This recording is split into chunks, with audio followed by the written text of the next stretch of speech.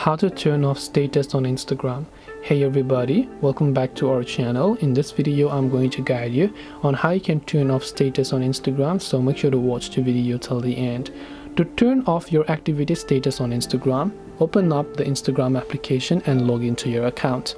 Then just tap on the profile icon from the bottom right of the screen here. Then once you've done that, just tap on the three lines option from the top right hand side. Once you tap on three lines option in the search bar, just go ahead and then type in your activity, or you can just go to show activity status. Once you go here, just make sure to turn off the toggle next to show activity status, and then your active status will get successfully turned off. This way you can turn off status on Instagram. Hope this video was helpful. If you have got any more questions, feel free to leave them down below. Thank you for watching till the very end of this tutorial, and see you soon in the next video.